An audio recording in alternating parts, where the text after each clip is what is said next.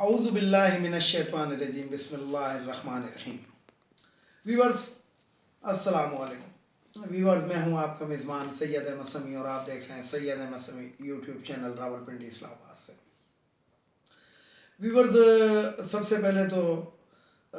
پوری پاکستانی قوم کو مبارک ہو کہ کل ہم نمیبیا سے میچ جیت گئے تو، اور اچھے مارجن سے جیتے، اچھی بیٹنگ کی، بالنگ کے اندر تھوڑی سی کنفیوژن بھی آئی کیونکہ اتنے 145 رنز دینے نہیں چاہیے تھے ہمارے جو ورلڈ کلاس بالر ہیں، لیکن بہرحال انہوں نے 145 رن، ظاہری بات ہے وہ بھی بیٹ لے کر آئے ہوئے تھے، وہ کوئی ڈنڈے کے ساتھ تو نہیں کھیل رہے تھے، تو کلک تو کسی بھی ملک کی ٹیلنڈرز بھی کر سکتے ہیں اور کرتے بھی رہے ہیں۔ بعض ملکوں نے ایسے ملک تھے کہ جن کے ٹیلنڈرز نے آ کے، نئے ملک تھے کرکٹ کی دنیا میں، اور ان کے ٹیلنڈر نے آ کے اتنی پیاری بیٹنگیں کی ہیں کہ جو ورلڈ کلاس بیٹسمین بھی نہیں کر سکے۔ لیکن پھر میں یہاں پہ بات کروں گا کہ پاکستان کی ٹیم کے اندر کچھ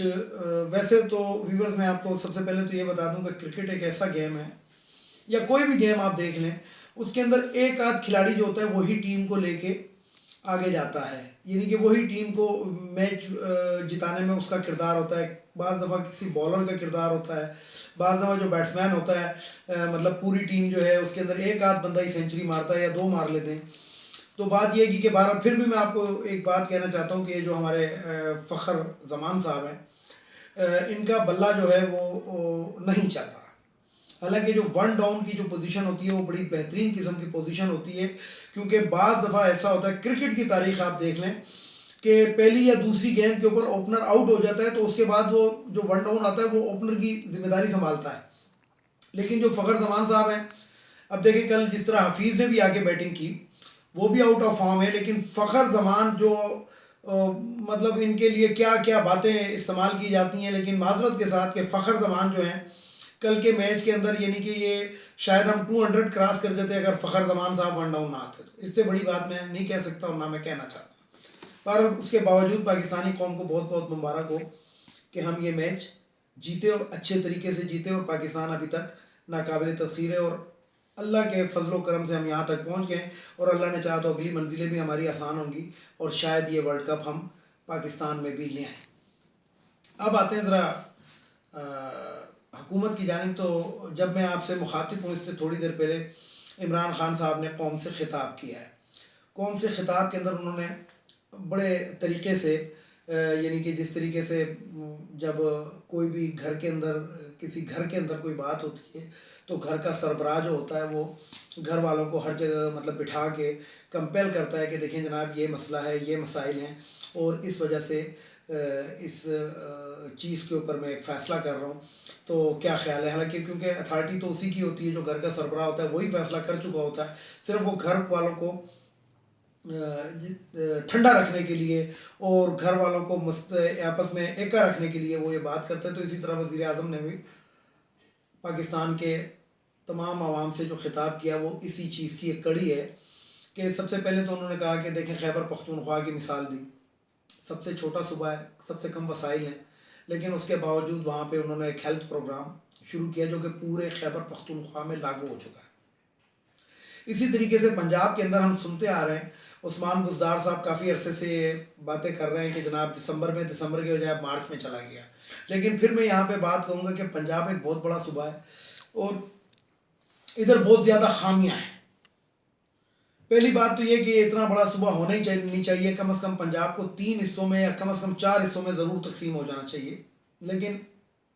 آپ کو پتہ ہے اس ملک پہ اشرافیہ حکومت کرتا رہا ہے، تو وہ جو تھے یہ کوئی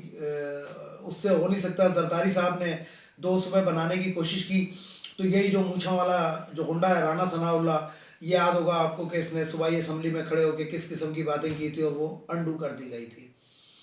کیونکہ شریف خاندان جو ہے وہ تو پورے پنجاب کو ہی مطلب اپنا وہ سمجھتا ہے، تو وہ اس پہ حکومت کرنا چاہتے تھے۔ تو عمران خان صاحب نے یہ وعدہ کیا تھا کہ پنجاب کے اندر ہم نیا صوبہ بنائیں گے، لیکن 1/3 اکثریت نہیں ہے۔ دوسرا یہ کہ پنجاب اسمبلی کے اندر بھی 1/3 اکثریت نہیں ہے، اس لیے ابھی تک یہ پروگرام لٹکا ہوا ہے۔ لیکن احساس پروگرام کی میں جہاں تک بات کروں گا، احساس پروگرام کے اندر جو پنجاب کے اندر جو یہ سروے ہوا ہے، اس کے اندر بہت زیادہ خامیوں کی نشاندہی ہیں۔ لوگ کر چکے ہوں. میں اپنی ایک ویڈیو میں پہلے بھی بتا چکا ہوں کہ خاص طور پہ میں اپنے علاقے کی بات کروں گا کہ ہمارے علاقے کے اندر بھی ابھی تک سروے نہیں ہوا. اور بعض جو سروے ہوئے ہیں وہ ایسے ہوئے ہیں کہ کسی چودھری کے, کسی وڈیرے کے, کسی جسے کہتے ہیں کہ راجاؤں مہاراجاؤں کے گھروں کے اندر بیٹھ کے وہ سروے ہو جاتے ہیں, ازدا نہ پا دو ازدا نہ پا دو. حالانکہ وہ جن کے نام ڈالے جاتے ہیں ان لوگوں کی کروڑوں روپے مالیت کی جائیدادیں ہیں جو وراثت میں ان کو ملی ہوئی ہیں, لیکن وہ انتقالوں پہ چل رہی ہیں کہ وہ انہوں نے ان کی رجسٹریاں نہیں کنورٹ کرائی ہوئی, لیکن وہ کروڑوں روپے کی جائیدادیں ہیں. اس کے باوجود وہ 14,000 روپے لینے کے لیے, وہ 12,000 روپے لینے کے لیے وہ لائنوں میں لگے ہوئے تھے اور بڑے خوش تھے. اور اس کے بعد وہی 12,000 روپے لے کر اس میں سے 600 روپے کا پیکج کرا کر اور پھر کہتے ہیں کہ مہنگائی بہت زیادہ ہے. تو بات یہ ہے کہ میں جہاں تک پنجاب کے اندر, کیونکہ میرا جو تعلق ہے وہ پنجاب سے نہیں ہے, میں بیسیکلی خیبر پختونخوا کا رہنے والا ہوں. ساری زندگی میں نے سندھ میں گزاری ہے, کراچی میں گزاری ہے, اور اب یہ تقریباً 10 سے 11 سال کے اندر میں پنجاب کے اندر سیٹل ہوا ہوں, راولپنڈی اسلام آباد میں سیٹل ہوا ہوں. تو میں یہاں پہ یہ چیز نوٹ کرتا ہوں کہ یہاں پہ جو پاکستان کا زکوٰۃ فنڈ ہے جو ملتا ہے, جو زکوٰۃ جو ملتی ہے زکوٰۃ کمیٹیوں کو, وہ بھی مستحقین کو نہیں پہنچتی ہے, بلکہ اس کے اندر یہ جو اس علاقے کے جو بڑے ہوتے ہیں وہ جو ہے وہ اپنے گھروں میں بیٹھ کے وہ اس کے فیصلے دے دیتے ہیں, فلانے کو دے دو تو فلانے کو پہنچا دو تو فلانے کو یہ کر دو. اب اس سے آپ اندازہ لگائیں کہ یہ کس قسم کی وہ ہے گی, کس قسم کا سروے اور ملی بھگت ہے یہ. اور ملی بھگت کس کی ہے کہ یہ جو بھی پروونشل حکومت ہوتی ہے گی, یہ یہاں پہ اس طرح کا ایک رواج بنا ہوا ہے گا کہ اگر آج پی ٹی آئی کی حکومت ہے تو راتوں رات جتنے بھی لوگ ہوں گے وہ پی ٹی آئی میں چلے جائیں گے.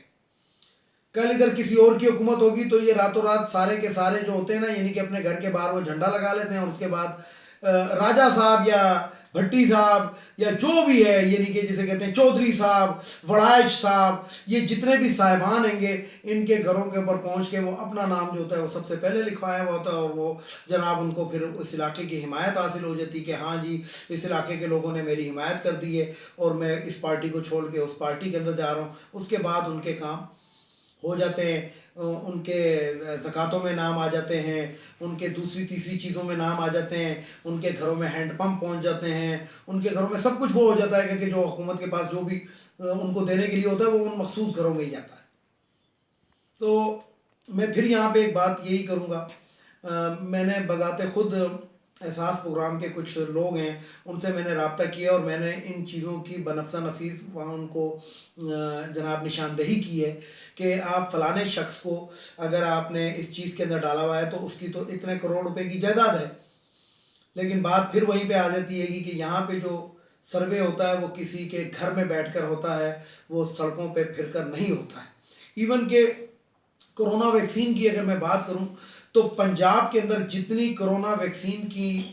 جسے کہتے ہیں کہ کرپشن ہوئی ہے, کرپشن سے میری یہ مراد نہیں کہ وہ بیچی گئی ہے, کرپشن سے میری یہ مراد ہے کہ یہاں پہ جو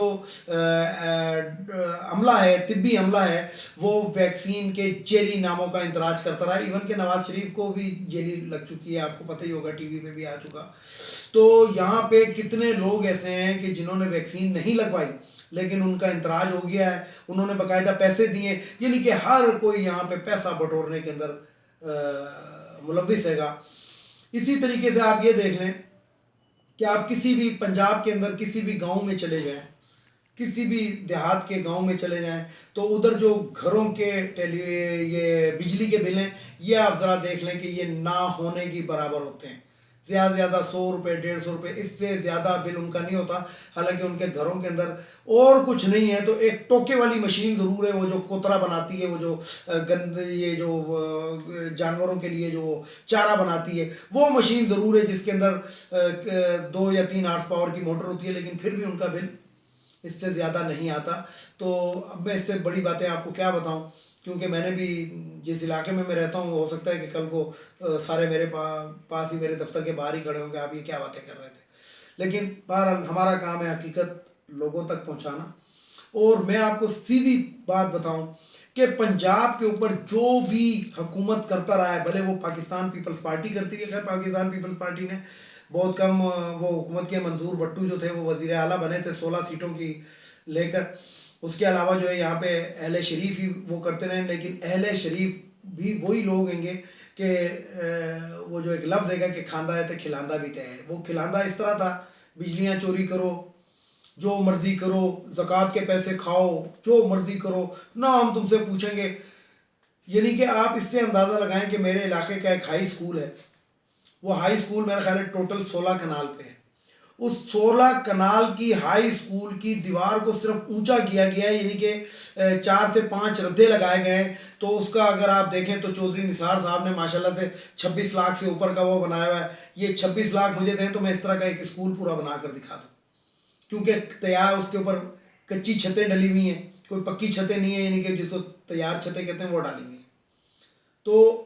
عجیب کرپشن اور عجیب کہانیاں ہیں, لیکن اس کے باوجود یہ لوگ چودھری بنے ہوئے ہیں اور ملک کے مالک بنے ہوئے ہیں. پھر جب ان کو کہو, آج عمران خان نے بڑے دکھ بڑے لہجے کے اندر, مجھے بڑا افسوس ہوا جب انہوں نے یہ کہا کہ صرف 2 خاندان جتنی دولت لوٹی ہے یہ آدھی اگر پاکستان لے آئیں تو میں ہر چیز کی قیمت آدھی کر دوں گا. لیکن میں آپ کو بتاؤں ویورز کے پاکستان کے اندر موجود لوگ جو ابھی بھی پاکستان کے اندر موجود ہیں, ان لوگوں نے بھی اتنی بڑی کرپشنیں کی ہوئی ہیں کہ اگر یہ بھی ایمانداری سے یہ پیسہ آدھا نہیں 25% بھی واپس کر دیں تو آج خزانے کی یہ حالت نہ رہے. یعنی کہ آپ موٹر ویز کو دیکھ لیں, آپ ٹول ٹیکس کو دیکھ لیں, آپ جی ٹی روڈز کو دیکھ لیں, ہر جگہ پہ کرپشن مچی ہوئی ہے. اور ایک عمران خان ہر جگہ پہ تو نہیں جا سکتا, نہ پہنچ سکتا ہے. رشوت کا ریٹ ہائی ہو گیا کہ وہ جی تو نہیں پتا, بڑی مشکلات ہو گئی ہیں اور حصہ زیادہ دینا پڑتا, مہنگائی ہوگی. یعنی کہ یہ حال ہے. جو کام جو تھا کسی دفتر کے اندر 100-150 روپے میں ہو جاتا تھا, وہ 500-700 روپے سے بھی ٹاپ کے 2000 پہ پہنچ چکا ہے, کیونکہ نام کیا لگایا جاتا ہے. اچھا, ایک خطرناک عنصر بھی میں اس میں بتاؤں آپ کو. ایک خطرناک عنصر یہ ہے گا اس کے اندر کہ آگے بندے رکھ لی ہیں, یعنی کہ جو بندہ سیٹ پہ بیٹھا اس نے آگے بندے رکھ لی ہیں کہ جی میں ان سے بات کرا دوں گا, آپ اتنے پیسے دے دیں. تو پنجاب کے اندر جو میں نوٹ کر رہا ہوں, کیونکہ میں اس علاقے کے اندر رہ رہا ہوں اور گائے بگائے پنجاب کے مختلف علاقوں کا چکر لگاتا رہتا ہوں, دوسرے شہروں کا چکر لگاتے رہتا ہوں, جتنی کرپشن پنجاب کے اندر ہے اتنی میں نے خیبر پختونخوا کے اندر اور اتنی میں نے سندھ کے اندر نہیں دیکھی. تو آپ اس سے اندازہ لگا لیں. اور اس کے بعد ہم کہتے ہیں کہ جناب فلانے نے یہ کر دیا, یہ پیٹرول مہنگا ہو گیا, یہ ڈیزل مہنگا ہو گیا. کمائی تو حکومت کے پاس جا ہی نہیں رہی, مافیاز ہر جگہ پہ بیٹھے ہوئے ہیں. اور مافیاز کون ہیں؟ ہمارے اندر کے ہی لوگ ہیں. ایک غریب کے گھر اگر بجلی والا پہنچ جاتا ہے تو وہ اس کے لیے تو ایسا سخت قانون ہو جائے گا کہ آپ سوچ نہیں سکتے. لیکن خواجہ آصف کی طرح کے جو لوگ ہیں جن کے گھر میں ڈائریکٹ کھمبے سے تار گئی ہوئی ہوتی ہے, ان کو کوئی پوچھتا تک نہیں ہے. ویڈیو کو لائک کریں, شیئر کریں, سبسکرائب کریں, بیل آئیکن کے بٹن کو ضرور دبائیے گا تاکہ میری نیکسٹ ویڈیو آپ کو مل سکے. اس کے ساتھ اجازت چاہوں گا. اجازت چاہنے سے پہلے میرے کچھ روایتی جملے ہیں کہ ان افغانیوں کو ہمارے ملک سے چلا جانا چاہیے. ایک جو خواتین کی مخصوص نشستیں قومی اسمبلی, صوبائی اسمبلی, سینٹ, یہ نہیں ہونی چاہیے, ختم ہو جانی چاہیے. اور تیسرے نمبر کے اوپر وہ جو بھگوڑا لندن میں بیٹھا ہے اس کو واپس آنا چاہیے. اور سب سے بڑی چیز